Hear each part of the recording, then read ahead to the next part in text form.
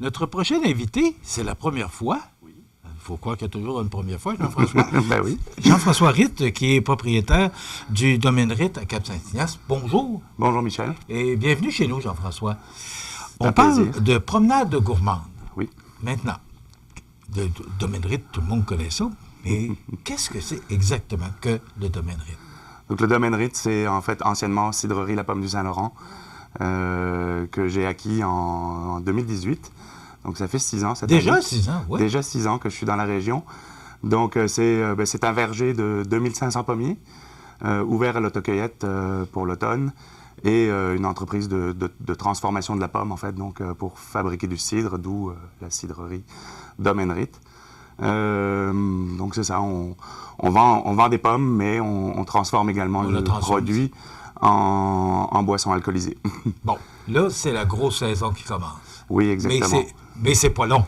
Non. Là, est-ce que c'est commencé, Jean-François? Oui, tout à fait. Là, on a commencé, ça fait une semaine maintenant là, que les premières variétés de pommes sont disponibles. Parce que les pommes, elles n'arrivent pas toutes à maturité en même temps. Donc on a une évolution au cours entre mi-août puis fin septembre des variétés qui arrivent. Donc là, ça fait une semaine qu'on a les premières variétés. Là, ça va faire la deuxième semaine que l'autocueillette est ouverte. OK. C'est pas long comme saison, hein? Non, effectivement. Milieu d'août, allez jusqu'à... Jusqu'à l'Action de grâce. Jusqu'à l'Action de grâce. 2 mois à peu près, là, avec un mois beaucoup plus intense de mi-septembre à mi-octobre. Bon, puis ça se présente comment cette année? Parce qu'on a quand même eu beaucoup de chaleur. Oui. On a quand même eu de bonnes précipitations. À quoi ça ressemble la saison cette année? Ben, la saison s'annonce bien. Honnêtement, c'est sûr, avec les grosses chaleurs, comme un peu tous les fruits, tous les petits fruits, on a un tout petit peu d'avance, donc on a à peu près une semaine d'avance sur notre calendrier habituel. Mais la récolte s'annonce vraiment belle. On a eu... les arbres ont très bien fleuri au printemps. Donc les arbres sont chargés en pommes, donc on a de quoi vous accueillir. Qu'est-ce que ça prend pour la pomme? Est-ce que ça prend du soleil, de la chaleur, de l'eau? Qu'est-ce que ça prend exactement pour qu'elle soit belle, qu'elle soit là, à point? Ça prend un peu de tout ça. Ça prend un mélange de tout ça. Okay. Ça prend de la chaleur, bien sûr, pour que la végétation se développe bien. Ça prend de l'eau aussi pour que les pommes grossissent, parce que forcément, les fruits grossissent avec l'eau qu'ils ont à disposition. Donc cette année, je pense qu'on a un bon mélange. On n'a pas eu trop de sécheresse, on n'a pas eu trop de pluie, parce que la pluie engendre souvent des maladies pour lesquelles il faut faire des traitements un peu. Donc, mais comme je vous dis, là, cette année, ça va être une belle saison. Est-ce que vous êtes obligé de traiter? Oui, on n'a comme pas le choix. Là. Okay. On traite de manière très raisonnée, par exemple. Le verger est suivi par un agronome qui donne des indications, puis on n'est pas bio, on n'est pas certifié bio, mais on est dans une agriculture très raisonnée. Donc, on met le minimum de produits, les produits les moins impactants sur l'environnement pour avoir des pommes qui sont belles, parce que si on ne traite pas du tout, les maladies s'installent quand même facilement. Donc, oui, on n'a pas le choix de traiter, mais comme je vous dis, c'est vraiment une agriculture raisonnée qu'on applique. Bon, on le sait, Domaine Ritt, c'est un verger, oui. Mais aussi, c'est la transformation. Parce Exactement. que vous avez beaucoup de produits sur les tablettes. Expliquez-nous tous les produits, parce que vous en avez beaucoup. Oui, on en a pas mal. Parce que pour vous, votre spécialité, c'est la transformation, entre autres. Oui, Parce que vous avez développé ça beaucoup dans les dernières années.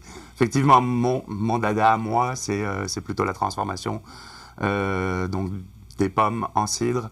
Donc, on récolte les pommes, on va les transformer en jus de pomme. Ce jus de pomme va être fermenté. On va créer les cidres avec ça. Donc, actuellement, j'ai une gamme d'une douzaine de cidres différents.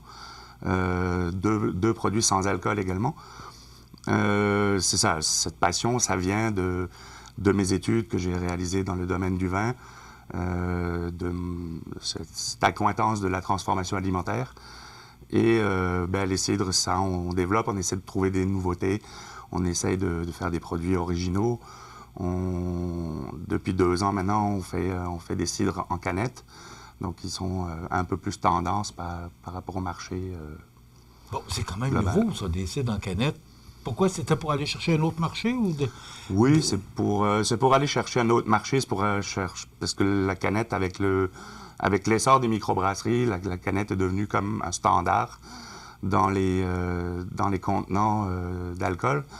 Donc, c'est ça, on est passé à la canette pour Est-ce que ça change le goût, rejoindre cette Jean-François? clientèle.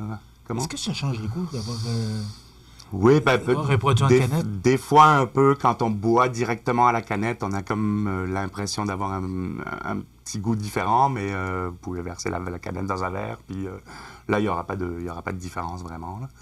Mais c'est quand même très subtil comme différence, en fait. OK. À partir du moment où vous commencez la transformation, combien ça prend de temps avant qu'il puisse se retrouver sur les tablettes? Est-ce que c'est comme le vin? Est-ce qu'il faut que ça vieillisse autant de temps? Parce qu'on sait que le vin, des fois, ça peut être très long, là. Oui. Est-ce que c'est le même phénomène pour le cidre? Plus ou moins. Ça va dépendre des types de cidres qu'on va faire. On peut faire des cidres assez simples, entre guillemets, qui sont en canette. Ça peut prendre 2 mois à peu près entre le moment où on va transformer la pomme et le moment où le produit va sortir. Pour des cidres un peu plus complexes, comme le cidre de glace, par exemple, ou le cidre de feu, là, on va être sur des processus qui sont un peu plus longs, qui peuvent aller de 6 à 8 mois. Ça, c'est dû au temps de fermentation, en fait, qui sont plus longs, qui sont plus lents pour développer davantage le goût du produit, en fait. Quand vous parlez de plus long, c'est quoi? Parce que pour vous, là, ce qui est important, c'est beau, là, mais à un moment donné, il faut que l'argent rentre aussi. Là. Oui. Ça prend combien de temps, là, à partir du moment où votre cidre est préparé, avant qu'il puisse être sur les tablettes? Ben, une fois qu'il est embouteillé, il peut être mis sur les tablettes. Là. Ah oui? Ça, c'est direct. Mais comme je vous dis, ça, entre le moment où on va presser la pomme et le moment, comme le cidre de glace, ben, ça prend l'hiver pour faire congeler les pommes ou le jus. Donc déjà, ça prend une période de froid. Donc, une pomme qui va être cueillie en septembre, elle va se retrouver dans la bouteille sur la tablette seulement en juin, juillet au plus rapide, mettons. Donc, c'est ça. Ça peut quand même aller jusqu'à 8 mois. Ça peut aller jusqu'à 1 an. Mais en dedans d'une année, on arrive à transformer les pommes pour les sortir en produit, en fait. Est-ce que le marché est bon pour le cidre? Il est moyen. Est-ce que ça se peut que les gens découvrent encore le goût du cidre? Oui, tout à fait. Tout à fait. Énormément, en fait. En fait, le cidre a eu un essor dans les années 60-70 au Québec. C'était un marché qui était détenu à 100% par la SAQ. C'était des produits qui ont marché très fort, mais qui ont baissé énormément en qualité. Donc, les gens ont rejeté le produit dans les années 70.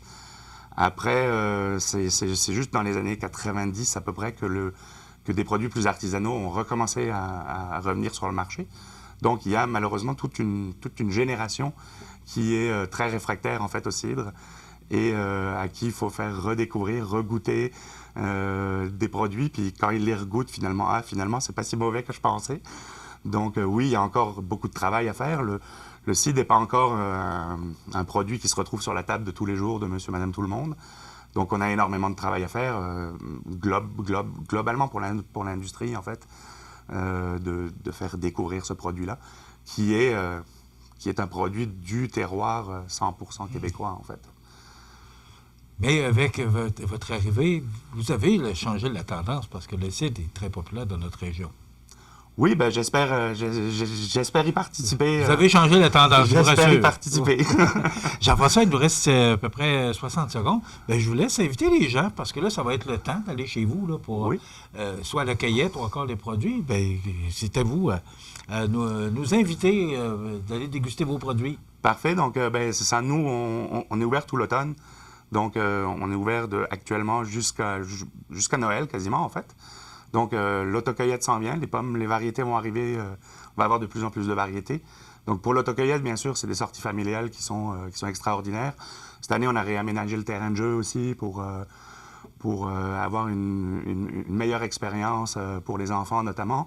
C'est une belle sortie familiale. C'est des belles sorties familiales. On fait des petits tours de tracteur, on cueille des pommes. On a l'occasion de goûter des produits qu'on n'a pas forcément l'occasion de goûter ailleurs.